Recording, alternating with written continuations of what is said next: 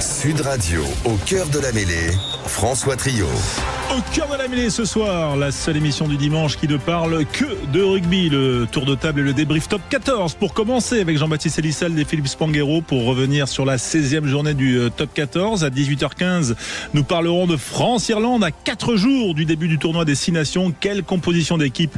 Décryptage avec vous bien sûr au 0826 300 300. 18h30, quelle nouveauté côté arbitrage? Mathieu Rénal, le responsable de la cellule de haute performance de l'arbitrage français, sera avec nous. Vous êtes donc les bienvenus.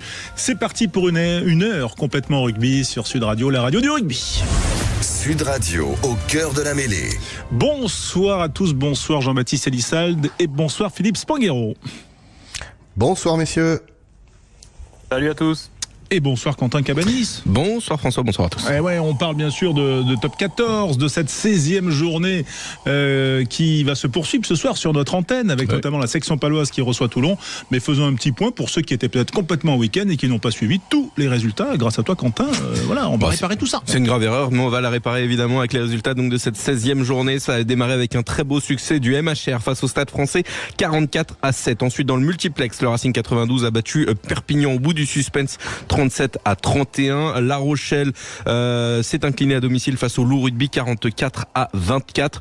Le CO à domicile a battu Clermont 28-23. Nouvelle défaite pour Montauban face à l'Union Bordeaux-Bègles du côté de Sapiac, 31-16. Et puis hier soir, Toulouse a battu Bayonne avec le bonus offensif, 31-10. Tout ça avant le match de ce soir, Pau-Toulon. Et puis on peut aussi souligner qu'il y avait du rugby à 7 ce week-end avec une très belle performance de l'équipe de France qui échoue en finale face aux Fidji après avoir mené 12-0, finalement défaite 21-12 pour les Français en finale de ce tournoi de Singapour. Voilà, c'est le deuxième bloc ou troisième bloc du circuit mondial et les Français et les Françaises ont fini 5e. Ouais, voilà, et c'est la meilleure performance des Bleus pour l'instant, même s'ils sont encore tombés donc sur ces Fidjiens 21-12 en finale. Ils menaient 12-0 au repos. En tout cas, clin d'œil pour les settistes de Benoît Babi aujourd'hui qui est l'entraîneur de cette équipe. Revenons au top 14, messieurs, Jean-Baptiste Elissalde, Philippe Spanghero, parce qu'on commence toujours traditionnellement par notre podium, et cette fois-ci, la médaille d'or de Jean-Baptiste Elissalde est vraiment assez technique, Jean-Baptiste. Avec le micro allumé. Elle est. Et puis je suis resté dans ma ligne depuis vendredi. Vous m'avez parlé le match que je voulais voir, donc c'était le MHR. T'en as vu qu'un en fait. Enfin, c'est le Stade Français. Et puis du coup, comme j'en ai vu qu'un, je me suis concentré sur celui-là. Donc ma médaille d'or, c'est la défense du MHR. Montpellier qui a écrasé le Stade Français. C'est tous leurs matchs qu'ils ont bien maîtrisés, à commencer par ce secteur. Une grosse maîtrise. Je crois que le Stade Français n'est arrivé que 2 fois dans les 22 mètres adverses et les 2 fois le ballon est ressorti du côté du MHR. C'est la numéro 1 du top 14 et ça leur donne de très bons ballons de turnover, de très bons ballons de transition, et on en parlera dans ma médaille d'argent. Ah oui, ta médaille d'argent qui, on le verra, est aussi technique. Philippe Spanghero, toi par contre, tu voulais mettre en avant une équipe qui n'est pas forcément la mieux classée de ce top 14, hein. Non, mais c'est le Loup, parce que on reviendra ensuite dans les flops peut-être sur La Rochelle, qui avait une semaine très difficile humainement à digérer, et ça s'est vu notamment sur l'entame de match, mais le Loup a su en profiter.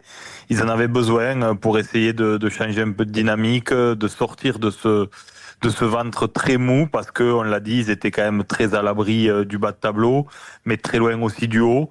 Et là, ils basculent vers autre chose. Alors, ils ont su ce match, il a été vraiment sur cours alternatif. Quand on regarde les stats, on a du mal à se dire que le score final était celui-ci, parce que se sont énormément nourris des fautes rochelaises, notamment en première mi-temps. La Rochelle a su revenir. On pensait que le Loup allait craquer. Mais au caractère, malgré tout, ils ont su tenir le score. Il y avait tellement d'avance qu'ils ont été en gestion sur la deuxième mi-temps, et puis ils ont marqué quand il fallait. Donc voilà, c'est pas un grand match d'un point de vue de l'aboutissement collectif et de la maîtrise sur 80 minutes, mais en tous les cas, c'est un résultat important pour permettre une fin de saison avec une dynamique un peu différente. Ouais, on rappelle qu'ils menaient 31-0 à la 37e minute, qui sont ensuite se sont fait remonter à peu près la 55e, 31-24, et puis finalement ils l'ont emporté 44-24. Le Loup qui n'a plus que 3 points de retard au classement sur Bayonne, le Loup 12e, mais comme comme le Racing a largement disposé de Perpignan, eh bien l'écart avec les Catalans se creuse entre donc le 12e et le 13e. La médaille d'argent de Jean-Baptiste Elissalde, c'est le podium dans Au cœur de la mêlée. Eh ben, c'est l'attaque du MHR à pas avoir très bien défendu. Aujourd'hui, le MHR attaque de mieux en mieux. Les avants jouent debout, devant la défense, se font des passes dans la défense. Et j'ai l'impression que les trois quarts commencent à se connecter.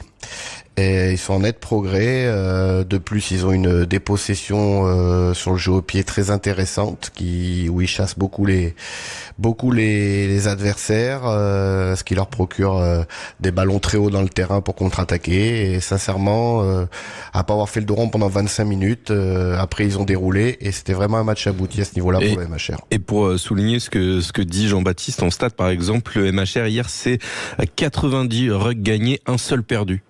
Sur le match, donc 98,9% sur les Rocks. Ils ont aussi gagné 6 mauls, plus de 540 mètres parcourus ballon en main.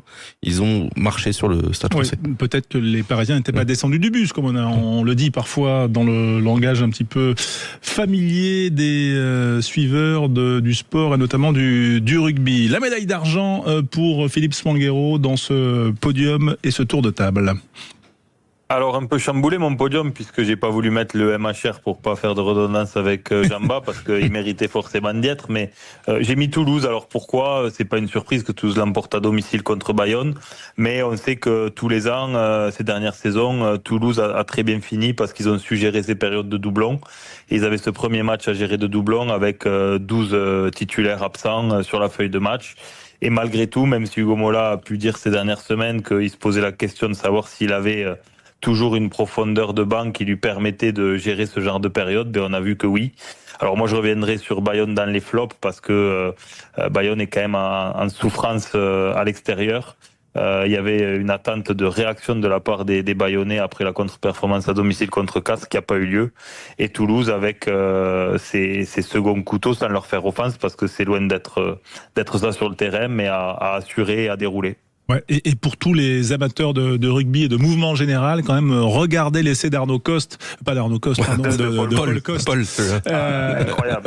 Avec le départ de Saito et la petite passe de Saito autour du ruck. Voilà, et le travail de Choco Barès aussi en relais. Non. La plus belle passe, c'est Cyril Baille qui l'a fait. Ah oui. Si Cyril Baille ne joue pas en pivot comme un grand trois quarts, je pense que Choco Barès touche pas le ballon. Mais là, sincèrement, cet essai quand même, il est incroyable. Ils sont incroyables. Ouais. De toute façon, il y a eux et les autres. C'est vrai mais en tout cas, c'est vrai que c'est un plaisir. On a l'impression de voir une symphonie quand on voit aussi toutes ces passes qui s'enchaînent et notamment dans le bon timing. Hein. C'est sûr que le soutien, il faut qu'il soit là, mais c'est surtout ce bon timing et le bon geste, le geste juste comme celui dont tu viens de parler. On peut aussi souligner le retour d'un international français, Barassi, qui est revenu et qui semble en forme. Oui, et il avait l'air effectivement. Il avait l'air encadré. Oui, il avait l'air affûté, lui qui a fait son entrée après. Il n'avait pas joué depuis novembre avec des commotions avec l'équipe de France. Tout à fait. La médaille de bronze pour Jean-Baptiste qui est resté, on va dire, dans sa lignée plutôt Montpellier-Rennes. C'est ça. Prévu une petite semaine de vacances à Montpellier. Non. Même s'il pleut un peu ici à La Rochelle, je suis bien là. Qu'est-ce que je voulais dire ? Oui, après la défense, l'attaque, on n'a pas de grandes équipes sans une bonne conquête.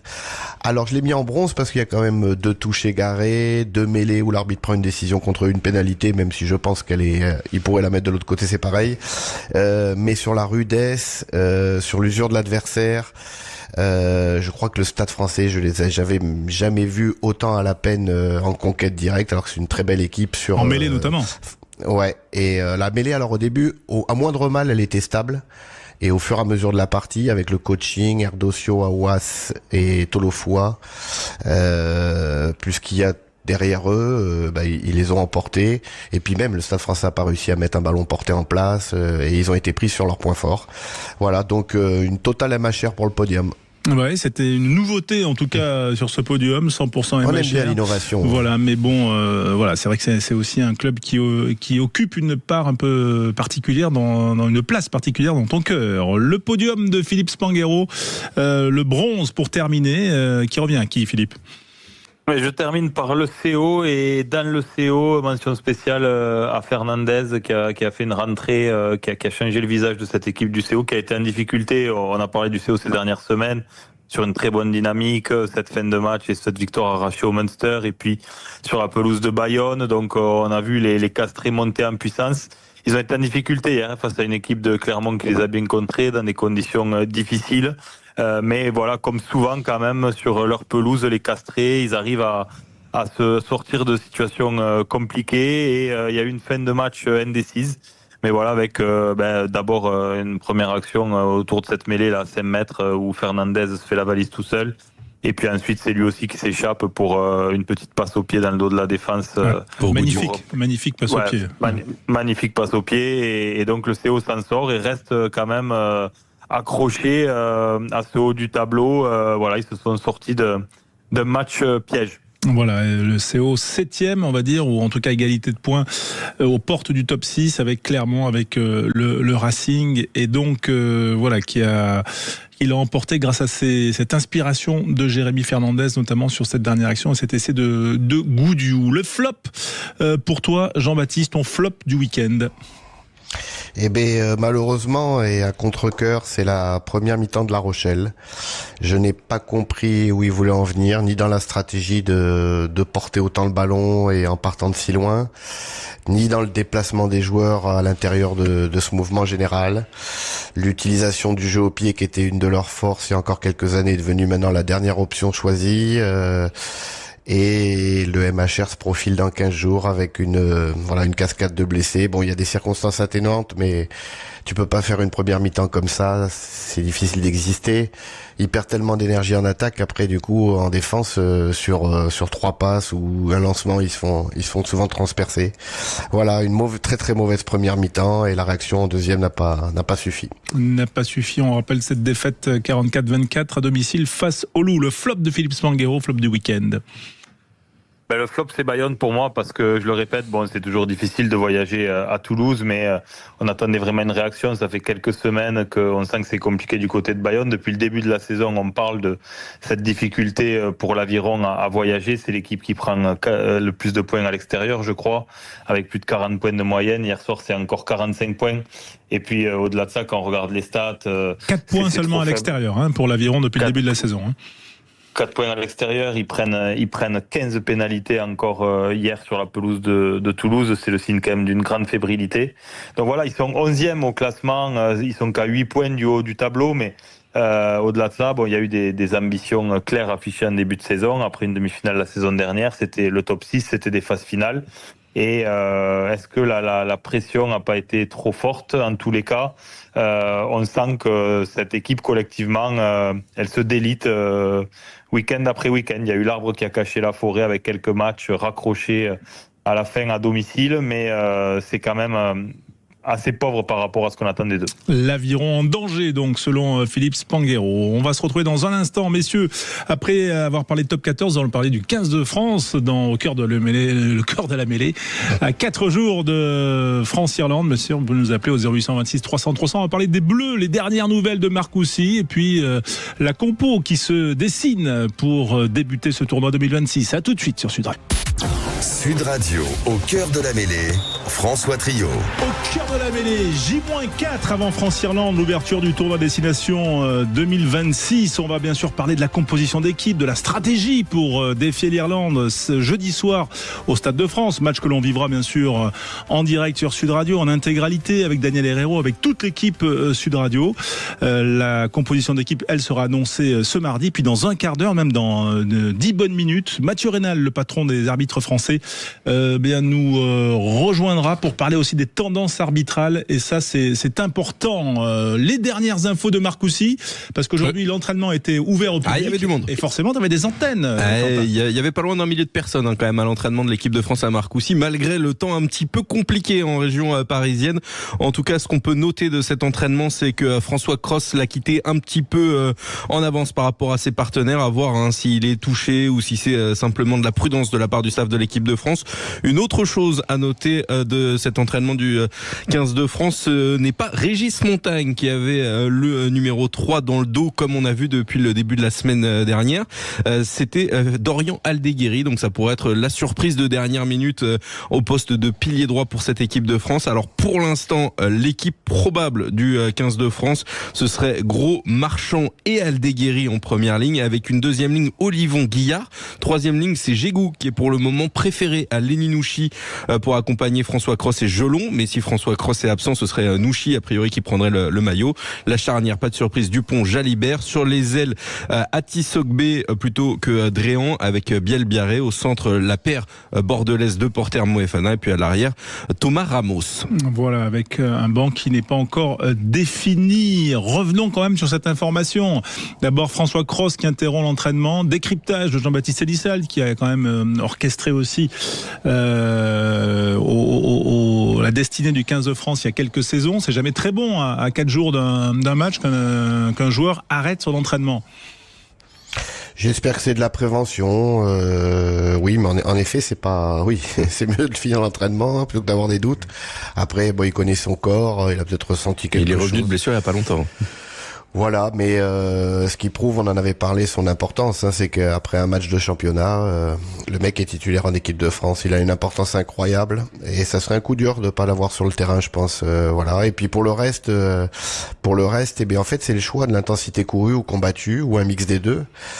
Dorian Aldeguerri, un mec qui se déplace un peu moins que Régis Montagne à première vue. Guillard se déplacerait un peu plus que Meafou, et Jégou un peu plus de rendement sur le terrain, donc on privilégierait peut-être plus le déplacement si on met Dorian en pilier droit, mais sinon il n'y a pas trop de surprises. En effet, moi j'aurais préféré voir Dréan démarrer, mais je pense que sur le jeu au pied haut et peut-être sur ce qu'il a fait avec l'équipe de France, Ati Sogbe a une courte tête d'avance. Ouais, Philippe Spanghero, réaction d'abord sur le cas Cross. Il y a une cross dépendance, tu penses, en troisième ligne. Voilà, ça fait partie des joueurs qui, s'ils sont au rassemblement, forcément ils seront titulaires, même si il est un peu à court de compétition entre guillemets. Ça me paraît certain. La preuve, Jean-Bal le disait, il est vraiment à court de compétition. Il a joué comme match plein avec Toulouse. Il revient, il est titulaire. Le 15 de France a besoin de ce joueur et de ce profil-là en particulier. Parce que malgré tout, il y a pas d'autres profils qui peuvent avoir toute cette palette, à la fois tout ce que propose François Cros sur le terrain, dans son animation, dans sa qualité défensive, dans sa capacité à contrer les rucks.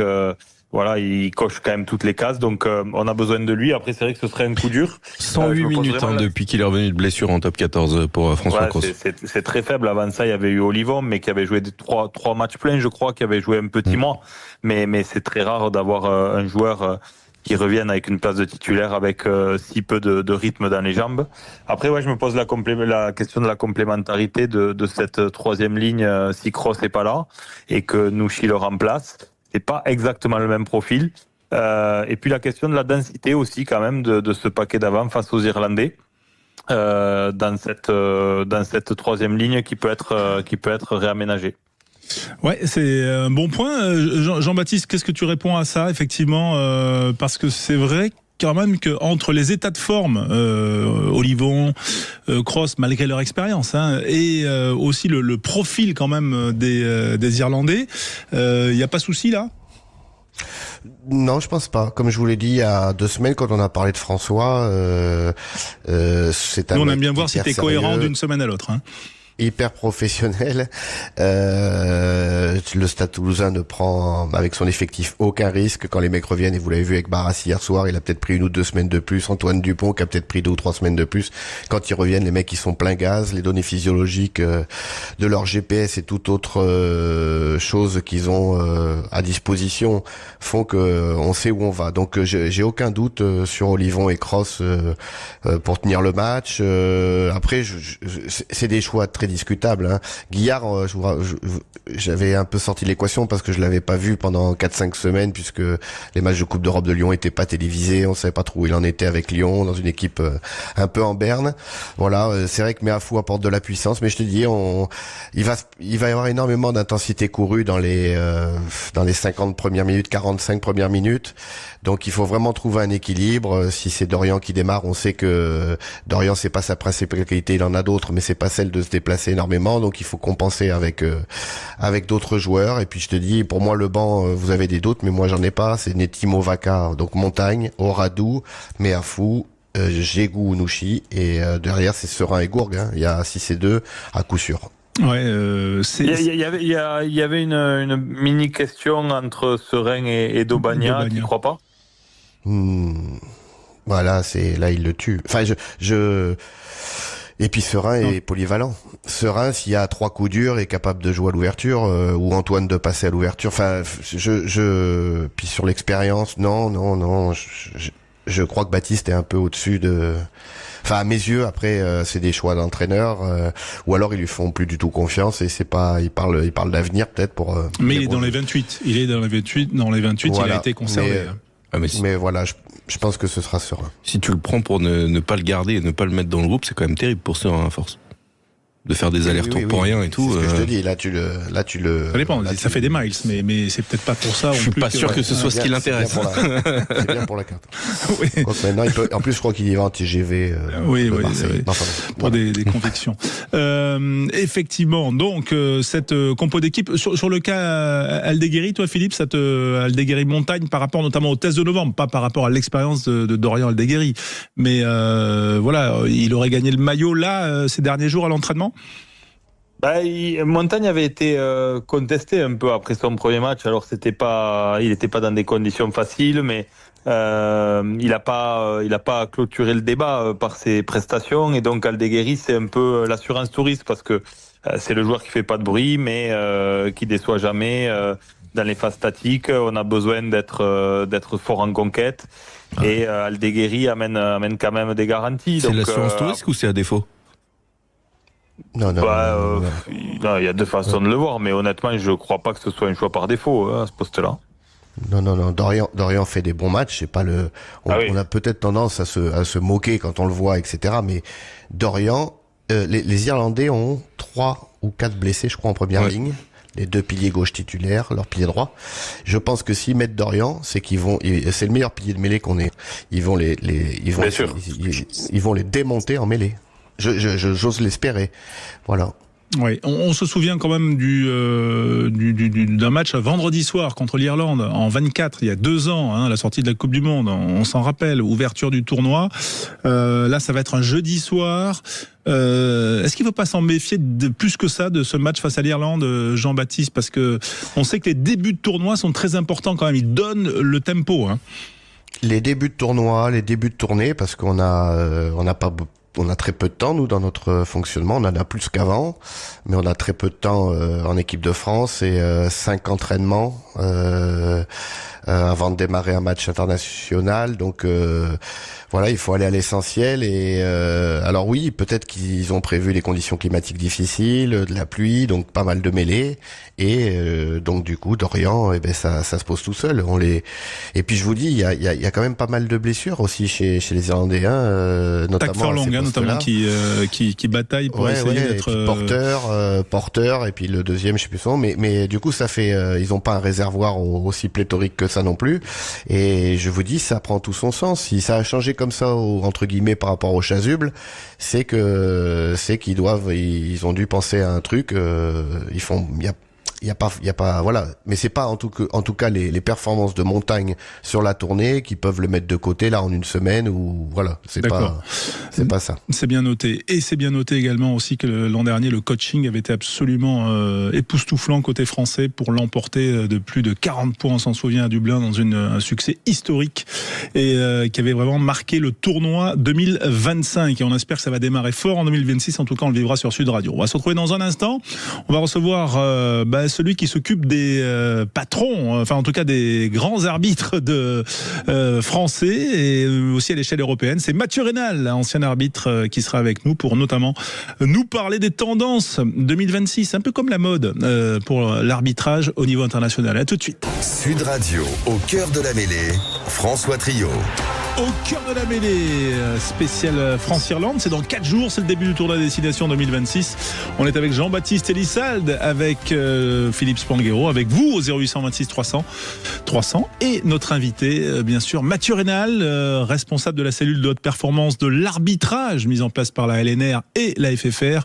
On est très heureux d'accueillir Mathieu ce soir en direct sur Sud Radio. Bonsoir.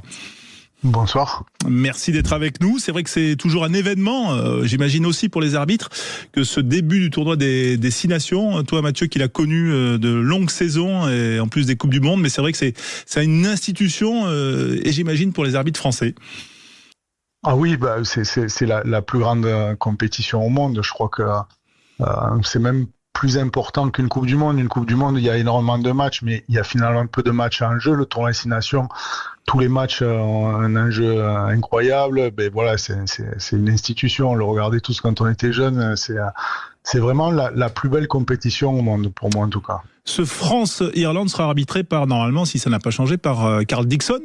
On est d'accord, oui. Arbitre anglais. Que doit-on attendre de cet arbitre ? Voilà, quelles sont ses caractéristiques ? Comment tu pourrais, toi, Mathieu Raynal, nous le décrypter, entre guillemets ? Il n'y a pas de caractéristiques particulières. Maintenant, les arbitres de très haut niveau, ils sont tous très complets dans tous les domaines du jeu, voilà, que ça soit sur la connaissance du jeu, sur la connaissance de la règle, physiquement, sur l'arbitrage, ils sont quand même très rigoureux tous, puisqu'ils veulent réaliser des performances. Ils ont des directives, des guidelines qui sont claires. Donc, je pense que ils ont tous un arbitrage assez similaire, que ça soit du Sud ou du Nord. J'entends souvent dire, oui, les arbitres du Sud, ils sont beaucoup plus permissifs et tout. C'est faux. Je crois que les guidelines sont les mêmes partout, dans toutes les compétitions maintenant. Donc, il y a vraiment une espèce d'homogénéité dans l'arbitrage au très haut niveau. Et Carl Dixon, il fait partie des 4 meilleurs arbitres mondiaux. Donc voilà, enfin, j'attends rien de particulier, rien de différent des autres. Quoi. Il n'a pas une petite marotte, il n'a pas un petit truc. Mais ça, c'est quelque chose que j'entends régulièrement. Mais non, mais j'ai jamais trouvé qu'il avait. Oui, je vais vous dire quoi. Il est très bon. Il fait de la muscu. Voilà, il fait de la muscu. Physiquement, il est très affûté. Bon, Jean-Baptiste Elissalde avec Mathieu Raynal avant ce match France-Irlande, et donc aussi vu des côtés arbitres, parce que j'imagine quand même qu'il y a toujours des petites tendances. C'est comme la mode automne-hiver 2026, voilà. Non, salut Mathieu. Moi, je suis beaucoup plus apaisé depuis que je suis à la radio. Du coup, je critique beaucoup les arbitres. même quand ils ont tort, ils ont toujours raison. Non, j'ai bien aimé l'arbitrage du japonais, c'est ça, Jean Faussé. Ouais. Ouais, Katsuki, ouais, c'est ça. Ouais. Katsuki, oui, voilà. Bon, peu importe son nom d'ailleurs, mais il a été pas mal. Et il a sorti un carton orange. Et en fait, il y en a eu 3 sur la journée de Pro D2. Ouais, mais on en a très peu vu. Alors là, on en a vu 3, mais qu'est-ce que t'en as pensé, puisque c'est un peu spécial, dû à notre arbitrage à nous. C'est quoi les premiers retours alors par rapport à ça ? Alors c'est pas dû à notre arbitrage à nous, hein. Le carton orange, nous on a juste changé la couleur, mais l'exclusion de 20 minutes. Spécificité, ouais. Voilà, l'exclusion de 20 minutes, elle est imposée par World Rugby à l'heure actuelle. C'est-à-dire ils l'ont imposé à tous les pays du monde en début de saison. Nous on a juste amené un changement de couleur pour que ça soit plus lisible aux yeux du grand public. Donc on a mis cette couleur orange pour pas qu'il y ait 2 cartons rouges avec une signification différente. C'était un peu ce qu'on craignait. Moi, j'avais dit à World Rugby, cette 3e sanction, elle est intéressante. Bien évidemment que c'est intéressant quand on a des situations qui divisent l'opinion. Des cas très complexes où il y en a la moitié de la salle qui dirait c'est carton jaune, l'autre moitié qui dirait rouge. C'est vrai que si on trouve une sanction intermédiaire, ça permet d'avoir un consensus et de réunir tout le monde autour de cette sanction. Ces situations-là, elles concernent très peu de cas. Sur une saison, on va avoir entre 5 et 10 cas sur des situations comme ça, 15 cas maximum, mais pas plus. Le danger aujourd'hui, c'est que World Rugby, ils sont en train de faire disparaître le carton rouge définitif en passant tout en exclusion de 20 minutes. Et ça, c'est dramatique quand même. Il faut que tout le monde ait bien conscience de ce qui est en train de se jouer là. On est monté au créneau auprès de la direction de World Rugby, donc avec Florian Grill, Abdelatif Benazi, etc. Aujourd'hui, World Rugby, la ligne, c'est les morsures carton rouge définitif, coup de poing, coup de pied, carton rouge définitif, tout le reste carton rouge de 20 minutes. Enfin, je vous donne un scénario très clair, ça peut être 5 minutes de match contre l'Irlande, charge à l'épaule claire dans le visage d'Antoine.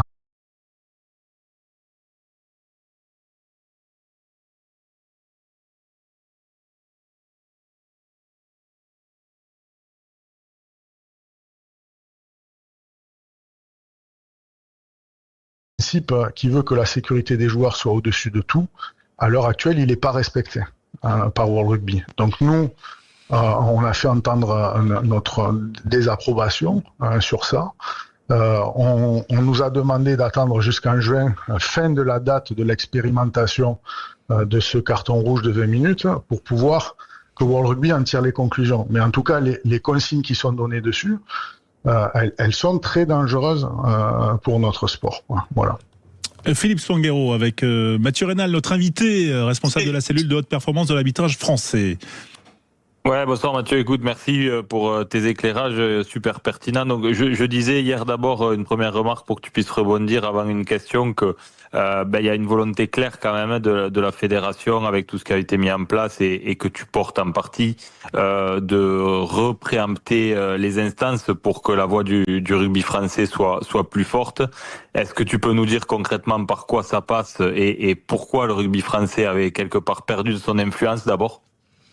Là déjà on n'était plus dans aucune commission, on n'avait pas assez de présence, c'est-à-dire que nous de par le passé, c'était les Français, ils avaient l'impression qu'il suffisait de renverser la table le jour où ils n'étaient pas d'accord et de se faire entendre. Mais c'est pas comme ça, c'est un travail de longue haleine, il faut être présent partout.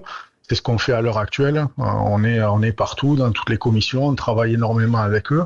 Et même avec ça, on est écouté, mais est-ce qu'on est entendu? Ça, c'est une question à laquelle on devra répondre aussi dans les mois à venir. Et si on l'est pas, il faudra peut-être changer de braquet au niveau de la communication qu'on fait à l'égard de World Rugby. Comment on peut se poser la question sur comment on peut plus peser sur l'opinion publique aussi, sur des cas comme ça. Par exemple, quand il y a des orientations qui sont prises où on estime qu'elles mettent notre sport en danger et que l'intérêt général de notre sport n'est pas respecté.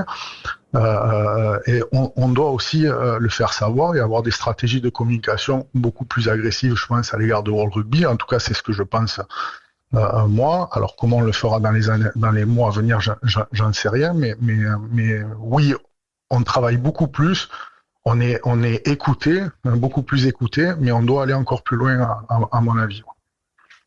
Mathieu Raynal sur World Rugby quand même, quand tu parles de World Rugby, parce que pour que ce soit clair pour la communauté du rugby, comme Joël Juge est le responsable des arbitres de World Rugby, on va dire c'est avec lui que vous avez des désaccords ou c'est plus large que ça en fait?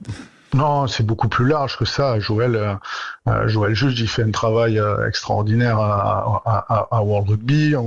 Je connais ses positions, mais Joël Juge, il faut bien savoir c'est un opérationnel dans World Rugby. Il y a le World Rugby, c'est au sens plus large. La direction de World Rugby prend des orientations stratégiques et Joël Juge, il est obligé de les appliquer. Joël, il peut pas aller contre la direction de World Rugby quand il est à l'intérieur de l'institution. C'est ça qui est compliqué. Donc nous, on peut le faire.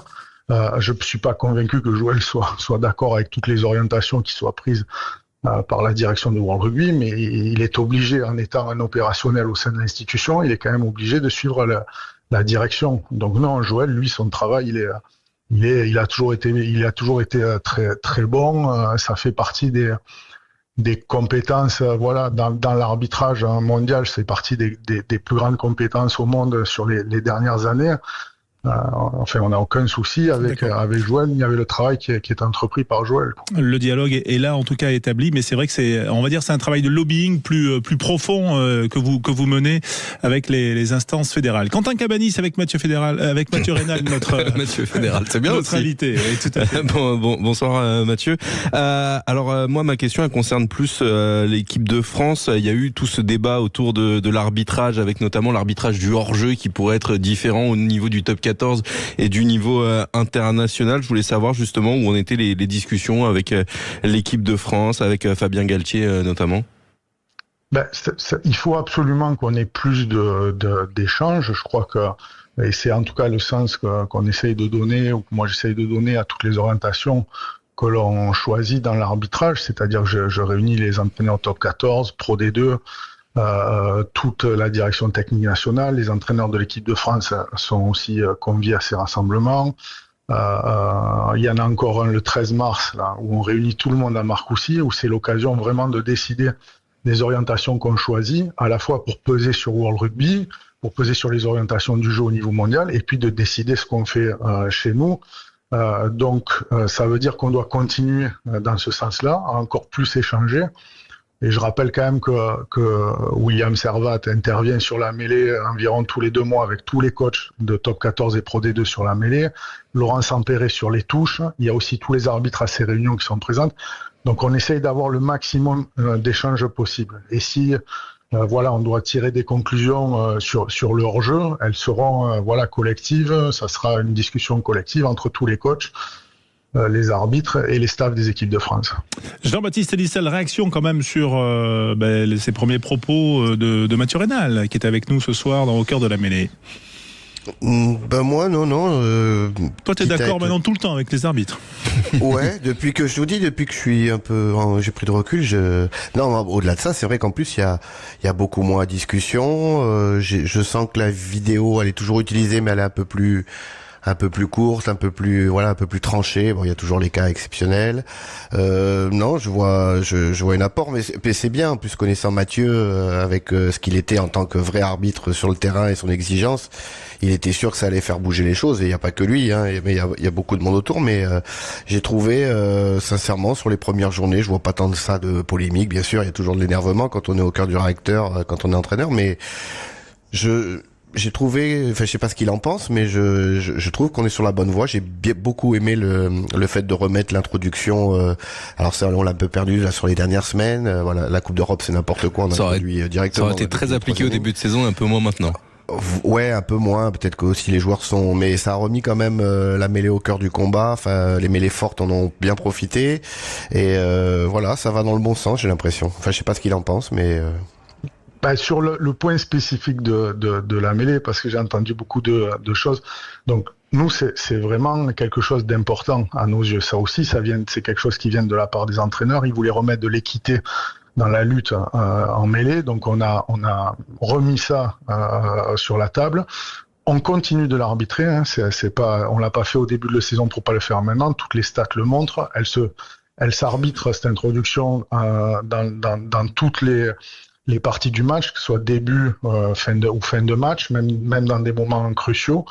Donc nous, on est très contents, très satisfaits des résultats qu'on a là-dessus. Pourquoi ? Parce que les équipes retravaillent la mêlée, elles retravaillent l'axe gauche pour pouvoir talonner le ballon. On a plus de stabilité sur les mêlées et on s'aperçoit qu'on a des statistiques qui sont aussi bonnes qu'à World Rugby en sanctionnant beaucoup les introductions. Nous, on a 67% de ballons sortis joués seuls, sans intervention de l'arbitre, exactement comme le niveau international. Donc ça veut dire que si demain, tout le monde a intégré le fait qu'on arbitrait les introductions et que les joueurs les mettent droite d'eux-mêmes et qu'on enlève ces sanctions-là, on peut arriver à 80% de ball-out sur des mêlées. Ce qui serait le meilleur ratio au monde, toute compétition confondue. Pourtant, et après... Oui, non, pardon. Vas-y Mathieu. Non, après c'est super important parce que ce que j'ai expliqué à World Rugby, ça fait 150 ans que les ballons se mettent droit en mêlée. C'est très important pour le principe d'équité, et c'est pas parce que les Australiens ou les Néo-Zélandais disent à un moment donné, oui, il faut qu'on passe moins de temps sur les mêlées, il faut que ça aille plus vite, etc., qu'on doit mettre les ballons dans les pieds du 8. Ça fait partie d'un symbole de notre sport. C'est comme la Tour Eiffel à Paris. Si on enlève la mêlée de notre sport, je suis pas convaincu qu'on va remplir les stades plus que ce que ça se fait à l'heure actuelle dans les pays du Sud, quoi. Parce que c'est ça l'enjeu, en fait. Derrière World Rugby, il y a aussi l'influence des sudistes qui veulent, on va dire, entre guillemets, émasculer la mêlée, en tout cas réduire son influence. Eux, ce qu'ils veulent, c'est plus de passes, plus des passes, des essais. Ils veulent moins passer de temps sur les molles, moins passer de temps sur la mêlée, etc. Or, nous, c'est des symboles forts. Nous, on défend ces spécificités de notre sport. On pense que c'est important de les défendre. On pense que ça fait partie de l'intérêt général de notre sport, tout simplement, et que à l'heure actuelle, les orientations qui sont prises par le Sud, on est contre. On a un championnat, nous, qui fonctionne très bien, où les stades sont pleins. Le rugby est plus regardé que le foot dans notre pays.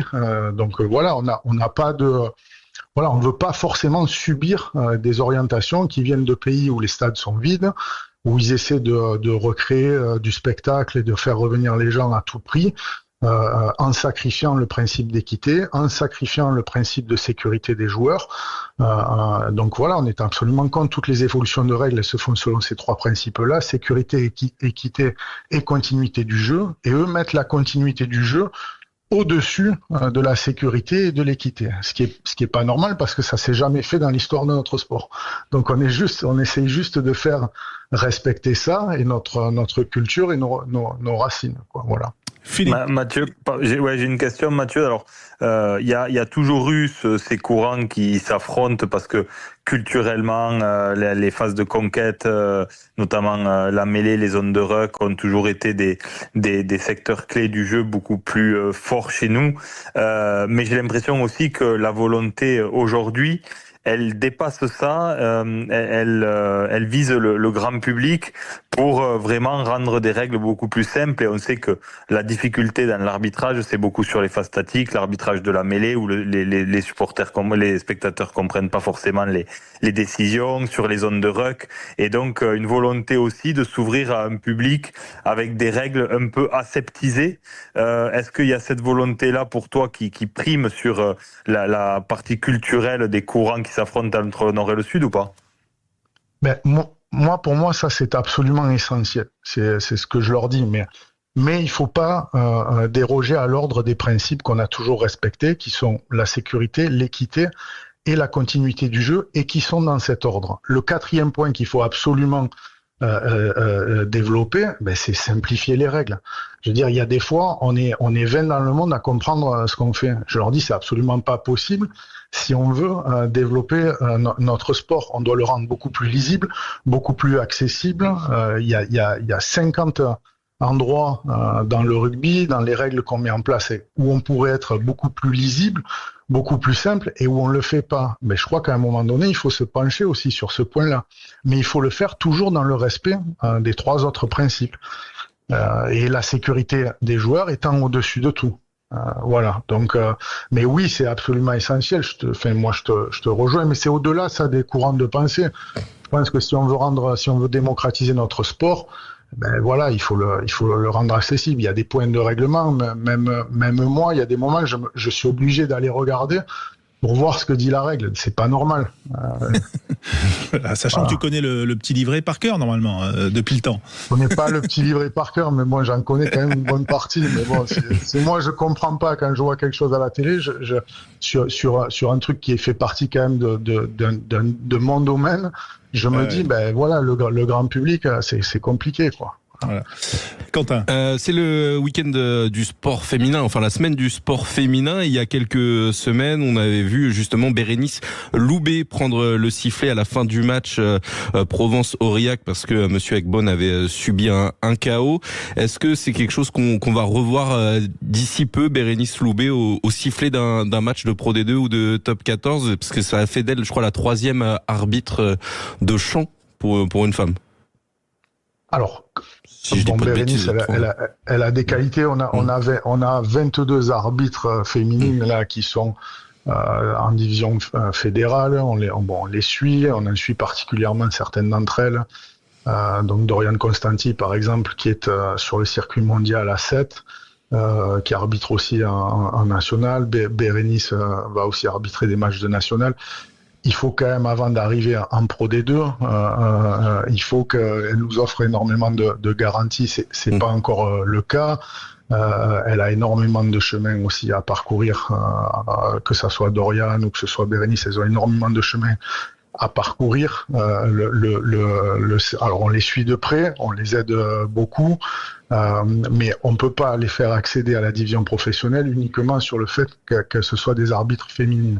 On a Aurélie Groiselot qui est en division professionnelle. Donc elle a des qualités, ou elle a eu les qualités requises pour accéder à la division professionnelle. C'est la même chose pour les autres. Si demain il y a 20 filles qui sont meilleures que toutes les autres, on mettra 20 filles en division professionnelle, mais on n'en mettra pas une au seule raison que c'est une fille. Il faut que vraiment qu'elle ait des qualités. Il y a une concurrence forte, et si c'est les meilleures, elles accéderont en division professionnelle. On rappelle que Holly Davidson, l'Écossaise, arbitrera Irlande-Italie lors de la deuxième journée, qu'il y aura Pierre Brousset également qui officiera, tout comme Luc Ramos, sans parler de Tual Tradini également, qui sera également, et de Eric Gauzin, je crois également, qui sera assistant pour les vidéos. Voilà, merci dans ce tournoi 2026 qui commence. Merci en tout cas Mathieu Rénal d'avoir été avec nous, et voilà, d'avoir parlé librement d'arbitrage et de ses enjeux à la veille de ce tournoi Destination 2026. À bientôt Mathieu sur l'antenne de Sud Radio. À bientôt, merci toujours à vous. le bienvenu et bon travail avec les arbitres français dans toutes les divisions et la cellule de haute performance. Dans un instant, on va se diriger vers, bien sûr, Pau-Toulon, mais surtout le Qui je suis. À tout de suite sur Sud Radio. Sud Radio, au cœur de la mêlée, François Trio. Avant ce soir, Pau-Toulon, à partir de 21h sur notre antenne et en intégralité, bien sûr, pour clôturer cette 16e journée du Top 14. Eh bien, la fin de Cœur de la mêlée, notre émission du dimanche soir avec Quentin, qui a bien sûr des questions toujours bien trouvées pour Philippe Spanghero et Jean-Baptiste Elissel. En effet, alors depuis quelques semaines, un de nos consultants se plaint régulièrement du Qui je suis et des règles du Qui je suis. Du coup, j'ai décidé de lui rendre hommage, puisqu'il a écrit un livre magnifique sur l'héritage familial au nom du clan, que je vous conseille, écrit par un certain Philippe S. Et du coup, on va chercher des joueurs issus de fratries de rugbyman, donc des joueurs qui ont leurs frères, par exemple, qui jouent au rugby également. Alors le premier est né en 1997 à Lyon. Il a démarré sa carrière. Philippe Couillou. Couillou, un point pour Philippe déjà. Ça commence très fort. L'escroquerie. Ça sent l'escroquerie. Allez, un autre qui est né à Saint-Palais en 2002. Il a démarré en junior à Nafar. Oui. Non, c'était pas Rouma, mais c'est pas ça. Ah non, pas du tout. Il a démarré en junior à Nafarois, puis Oui. Lucu. Non, il a démarré ensuite en 2022 à l'Aviron Bayonnais, où il évolue toujours. Baptiste. Oui. Spring. Lequel? Tom. Exactement, c'est Tom, c'est Tom, tout à fait. Allez, Et son frère aussi, c'est la filiation. Oui, mais là on cherchait Tom parce que l'autre il joue au Racing. D'accord. Allez, Sanafarawa aussi. Voilà. Ouais. Allez, on va changer d'année. 1934, messieurs, le 14 août 1934, un homme est né à Montfort en Chalosse. Il a démarré sa carrière à Montfort. Facile. Il a joué ensuite à Dax, puis au Stade Montois. Oui. Philippe Boniface. Alors lequel? André Boniface, en effet. Une autre fratrie, cette fois née en 68 à Dakar. Je pense que François va l'avoir très très vite. Il a démarré sa carrière en junior à l'ES Argelésienne, ensuite en professionnel. Baptiste. Oui. Trio. Non, pas du tout. Il a démarré à Perpignan. Il a ensuite joué au Stade Français. Philippe. Lièvremont. Marc Lièvremont, en effet, pour Philippe. Et allez, un dernier pour la route. Un homme né en 1990 en Australie, à Wagga Wagga. Il a démarré en professionnel à Queensland Country. Ensuite, il a joué à la Western Force, à Perth, au Brumbies, au Yamaha Jubilo, au Stade Toulousain, puis au Yamaha, Jubilo, il y est retourné. Entre 2020 et 2025, il était au Stade Toulousain, 101 matchs champion. À cette époque-là. Il est champion, en effet, champion d'Europe. Il évolue aujourd'hui en Pro D2. Il est grand. Oui. Philippe. Arnold. Il évolue en Pro D2. Arnold. Ouais, c'est Richard Arnold. Allez, on en fait un dernier pour sceller cette rencontre entre nos deux joueurs. Un homme issu d'une fratrie né à New Plymouth en Nouvelle-Zélande en 97. Il a démarré à Canterbury. Ensuite, il a joué à Taranaki, aux Hurricanes, au Leinster. Oui, Baptiste. Baptiste. Oui. C'est le centre, c'est Jordi Barrett. Exactement. Victoire de Jean-Baptiste Elissal sur le Jordi Barrett. On est sûr du décompte. Merci messieurs. En tout cas, c'était fratricide. Voilà, excellent. La Quentin, merci. Voilà. J'accepte la défaite. Très bien, ça me va. Allez, messieurs, on est très en retard. Ça a du sens. Mais en tout cas, c'était un duel fratricide et on se donne rendez-vous ce soir, bien sûr. Et puis jeudi soir pour France-Irlande sur Sud Radio. Excellente soirée, c'est excellent à suivre. Et puis les news.